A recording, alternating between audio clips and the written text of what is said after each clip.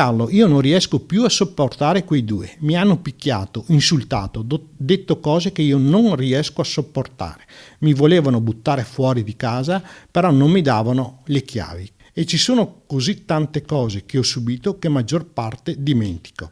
Ieri ho pianto tutta la notte. Spezzoni toccanti di uno dei tanti messaggi che un bimbo dodicenne originario del Bangladesh ma residente a Montecchio Maggiore ha inviato a quello che per lui in questi anni era diventato più di un amico, quasi un papà. Lui era un bambino estremamente particolare ed io ero l'unico contatto con la società occidentale, con la società italiana. Ero l'unico contatto, non aveva niente altro. Figlio di una coppia di religione musulmana, i bambini inizialmente non sapevano nemmeno l'italiano. Giancarlo lo conosce perché è amico di suo figlio, ma quel bambino del Bangladesh speciale, curioso, avido di sapere, amante del gioco degli scacchi lo colpisce tanto da aiutarlo, da partecipare a concorsi di scrittura e a vincerli. Troppo occidentale per la famiglia, tanto che non teme il ragazzino dà sfogo al suo malessere. È ingiusto anche essere maltrattati da tuo padre e da tua madre, subire insulti per ragioni sciocche, poiché non appoggi la loro religione. Essere picchiati è la cosa più triste. Passa il tempo e alla fine a settembre interviene l'ufficio tutela dei minori, il signor Giancarlo si fa da parte, ma poi la situazione precipita.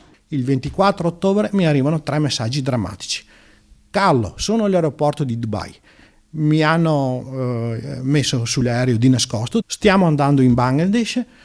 A casa abbiamo lasciato tutto, libri, cartella, vestiti. Il signor Giancarlo non si dà pace e scrive un esposto al Presidente della Repubblica raccontando la storia nella speranza che tra ambasciate si parlino e il dodicenne possa rientrare in Italia. Intanto per il 18 dicembre è stata organizzata una fiaccolata con chiusura in una sala civica con le maestre e i compagni di scuola del ragazzino e ci sarebbe già chi è disponibile a pagare il biglietto di ritorno.